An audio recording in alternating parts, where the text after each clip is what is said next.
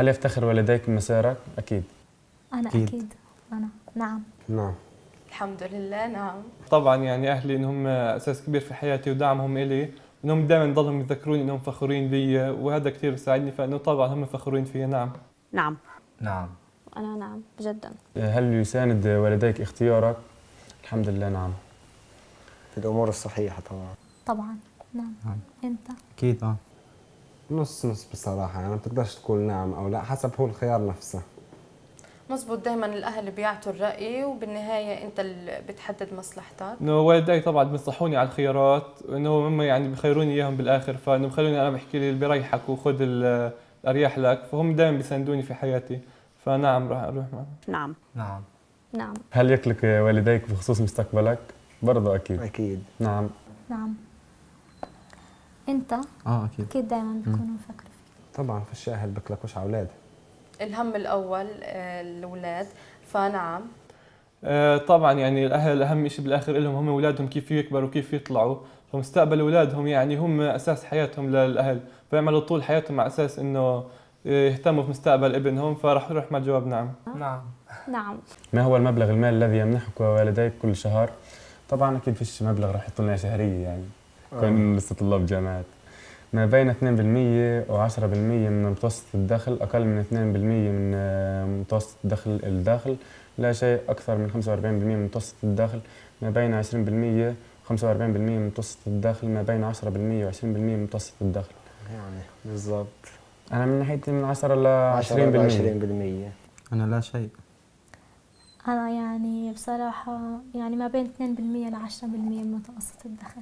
بصراحة ما أعرفش قديش متوسط الدخل تجاوب جواب صريح. طيب تقريبا من بين 2 ل 10 يعني حتى نسبة. 2%. اوكي ممكن انه 10% تقريبا. انه هلا والدي هم بدفعوا عني قسط الجامعه وانه مصاريف هاي، فممكن انه على اساس اذا بعتبر قسط الجامعه من المصاريف والدي بيمنحوني اياها، ممكن احكي بين 10 و 20%. ما بين 20 و 45%. أنا بحكي من بين 20% ل 45%. يعني خلينا نكون رينج من 20 ل 45%. هل تعتبر المبلغ الذي يعطيك والديك أنه عادي ولا صعب؟ عادي. عادي. عادي. أنت أكيد. أنا ما باخذ منهم، ما بعرف أنا بالضبط. عادي. أعتقد أنه عادي، لأن دور الوالدين مساعدة أولادهم. عادي اكيد، لانه هاي مسؤوليه وكل شيء بيكون محسوب له حساب قبل ما أكيد. يخلفوك. طبعا. انه طبعا هذا شيء عادي، يعني انت اخر واحد كل له اهله، هم لازم يساعدوه ويساندوه، هو مصدرك الاساسي هو اهلك يعني. فانه لما تاخذ المبلغ من اهلك، انه هذا على اساس انك راح تساعدهم في المستقبل، فراح يكون عادي جدا يعني. صعب لأني أنزعج من تلك الوضعية. أنا بالنسبة لي صعب. أنا صعب جدا.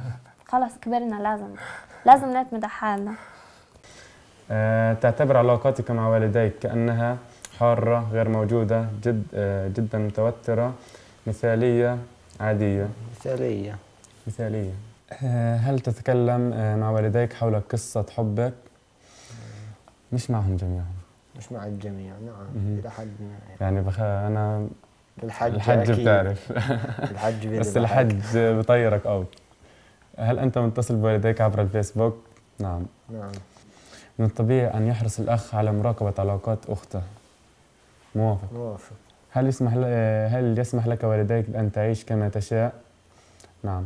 هل يمكنك أن تدخن أو أن تشرب الكحول أمام والديك؟ طبعا لا. هي لا. مش إنه خوف بس احترام. احترام.